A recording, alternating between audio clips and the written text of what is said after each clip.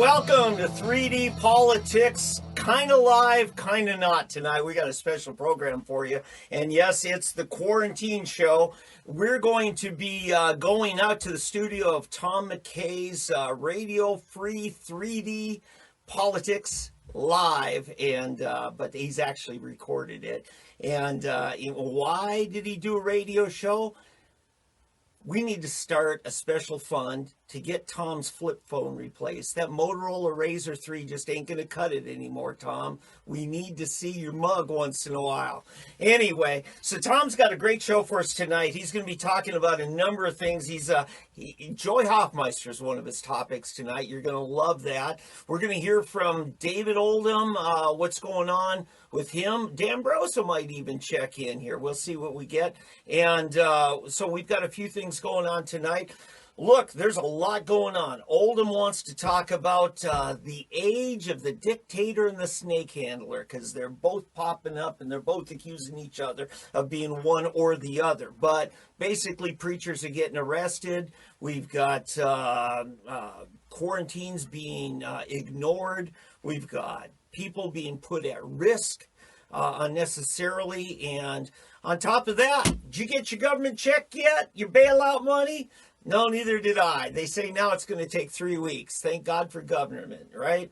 By the way, it took less time to get a drug approved by the FDA and patented and made available on the market than it did for the government to send us the checks they promised us in an emergency.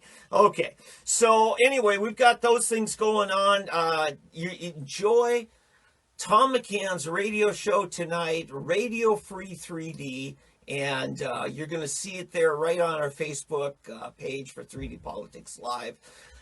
Good to see y'all. Be well. Take care of each other. You've been listening to David Van for 3D Politics Live, and now let's go to the radio studio of Tom McKay.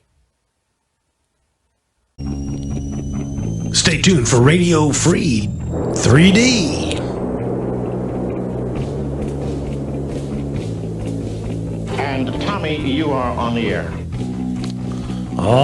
Tommy McKay here, your 3D Politics host and your host for Radio Free 3D, the special social distancing episode. I'm in the 3D Politics isolation booth, breaking all the rules. I've got the door open, so you might hear the birds and stuff because they yap when it's nice and beautiful out there. We've all been living the COVID nightmare. I'm not going to really talk about it that much. I will say that all the jokes I was making last week have come true.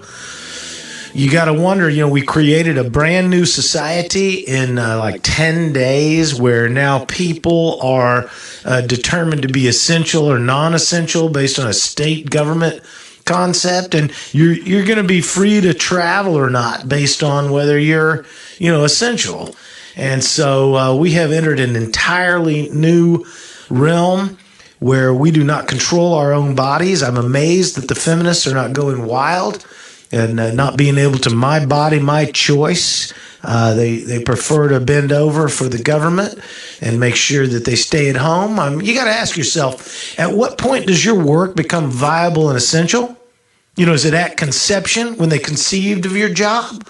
Or is it, when you're after your third trimester on the job? When are you essential and viable? That's the question. Your job, when does it become viable? So anyway, we're the feminists as we do not control our own bodies and we let the government control us.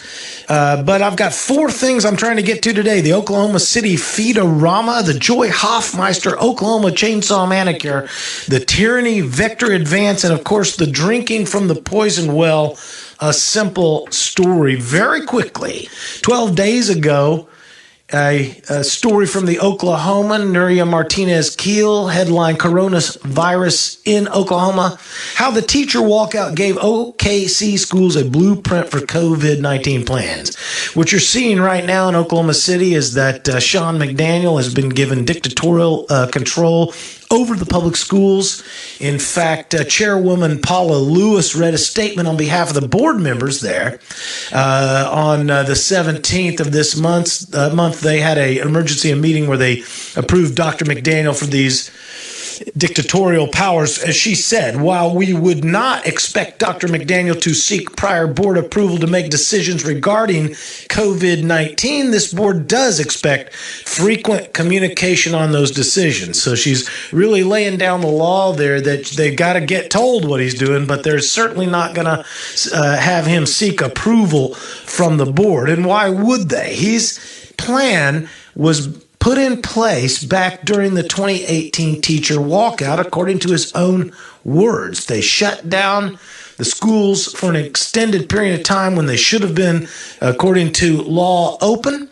But the Oklahoma City schools during the teacher walkout maintained food service during the 10-day walkout. Amazing how they left the cafeteria open, even though there were no students there and no teachers there. Follow the money. So those plans have helped the district prepare for school closures, said Sean McDaniel.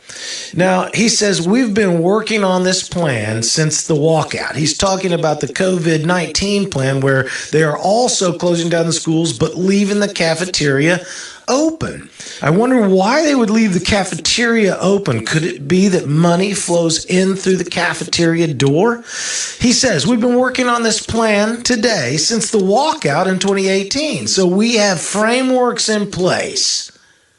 Yes, they have frameworks in place. He says further in the story, we have been working on a framework for a long time. I know this district has well before I came, said McDaniel, who became superintendent 3 months after the walkout.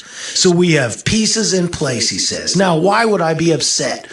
Well, listen to this. In Oklahoma City, as of 12 days ago, anyone up to the age of 18 can receive a meal, and up to age 21 if the student is on an individualized education program. Interesting, the meal sites, though, will not check IDs or school enrollment status. So they're going to give away food to anyone age 18 and up to 21 if they are on an individualized education program, but they're not going to check to see if they are on an individualized education program because they're not going to check for IDs or school enrollment. So these poor children that are being starved by their parents but fed by the school are able to drive themselves to the school to feed their poor 21-year-old little child self. We got to take a break. We're coming right back. I'm going to finish up this story on OKC's Foodorama, and but more coming up on Radio Free 3D with Tommy McKay.